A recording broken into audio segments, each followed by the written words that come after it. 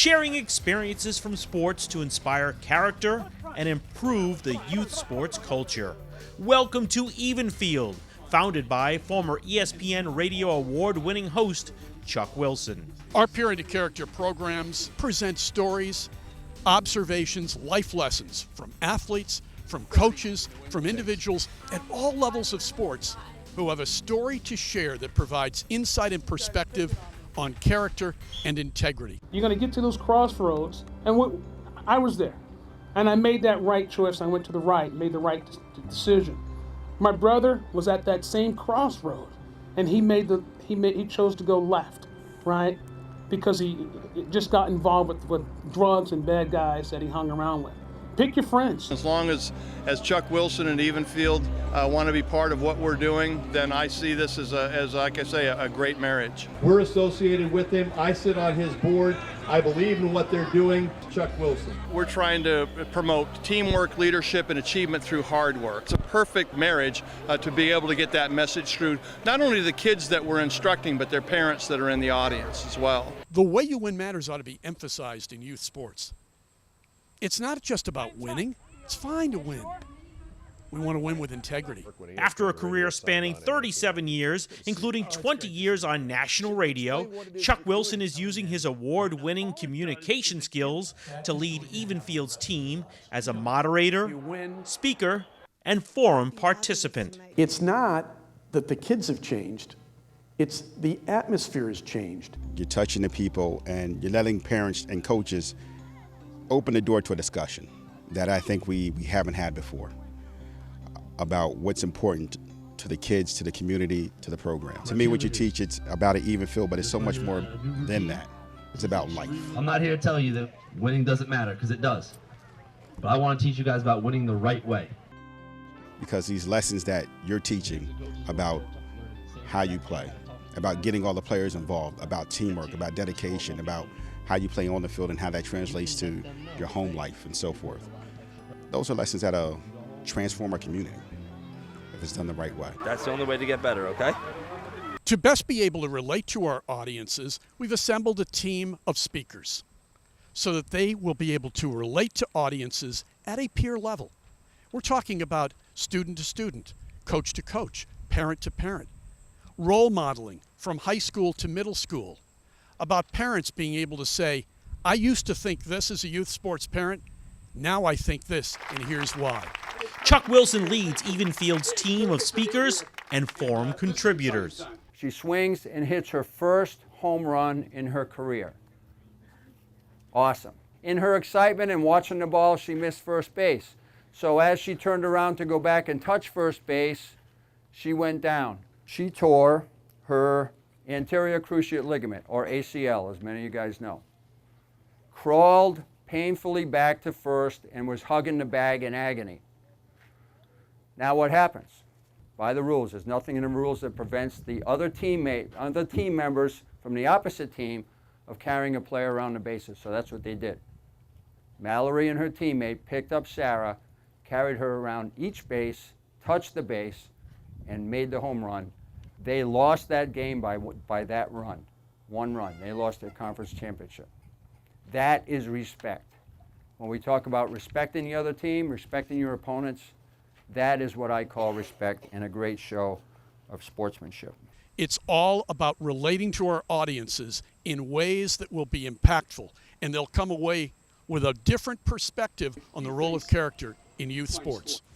Chuck has made national network appearances providing perspective on issues in sports involving character, sportsmanship, and ethics. It's about the lessons you can learn that will help you in life. Because so many of the dilemmas and things that you'll face in life, you face playing sports. In one of our games, one of our best shooters, and he could hit everything. Like, it seemed like he could not miss. He received a technical for tossing the ball up. And we all were like reprimanding him, like, come on, please don't do that. So they gave him a technical, and we're like, oh. So our coach, he has a policy where if you got a technical, you're sitting the rest of the game. And I know me and the other captains were trying to talk to him, like, Coach, maybe it wouldn't be the best decision. I mean, he is our best shooter. Like, what would we do without him? or if you ever had a coach, you know there's those times where you can joke, and then there's those times where it's like the smoke's blowing out of the ears, like you do not want to mess with him then. And he was like the do not mess with me phase. I'm like, okay, let's stay back, let's let him do what he does. And we ended up fighting back, and we ended up winning that game. And I thought it meant a lot to us. And afterwards, it was sort of like it was a lesson, like, okay, we can't do that because you're letting us down. And he realized it. And the thing that I was really proud of him was that he apologized to us, he apologized to the refs, and he apologized to the other team's coach. And I'm like, that's what it's all about. Gave everyone's attention, like, okay, that's what we should do if we ever get in like that bad situation. We want to help young people to learn to compete honorably and responsibly in sports, because if they learn it on the playing field, they're going to take that to the classroom, they'll take it home, and they'll take that into their future. It was a dual meet, so us against two teams, and it was the first event of the meet. And I'm the first leg of the 4x2, so I start on the track. And I turn around and I noticed the girl behind me, she wasn't on the right line, and that's an automatic disqualification once the race would start, and we were going against them. If they're not running, like, we get the points, like, we could win, but then you realize, like, what does that mean? Like, what are you doing? Like, so then I just nicely turned around and I said to her, I was like, look, like, you need to go to a different line. And she was like, oh, like, sorry, I didn't know. And I was like, no, don't worry about it and everything. And in the end, they did end up beating us, but in that situation, it was what should have been done, and I wouldn't change it. What was the reaction from your teammates? They all were just kind of like, wow, like they were kind of taken back too, and I think that's what I like to do too. I like to set by example. I like to lead by example. I'm proud of what I did. It's about integrity. It's about winning on merit, not by skirting the rules or the circumventing rules or deceiving other people, and winning that way. What? They really want to aspire to be good people, and I think they want as much positive around them as they can. We want kids to be good citizens, we want kids to give back, but we also want kids to persevere. Life is hard. Nice job. Hey, that was a touchdown. Knew that I had to do something with my life. I couldn't just sit around and be miserable just because I don't have my dad or my mom in my life. Came into high school, I started doing everything I needed to do. I started getting in the weight room, working hard. Even in the classroom, I started getting good grades. Like right now, I have close to a 4.0, and it's because I know that I want to be somewhere. I don't want to be stuck in Fitchburg worrying about everyone else and what everything else is happening. I want to do something with my life. Dan, what is his impact on the other kids? I think other kids look at him and they see that they know his story, they know his background and what he's overcome in his life, and people think, well, if he can do it, I can do it too. The attitude and the positivity and the work ethic he brings is contagious, and it rubs off on other people. I know the things I've been through in my life, so I try and help them. All right, watch Bruce, watch Bruce. I want kids to know that if you have potential, you need to go and fight for it.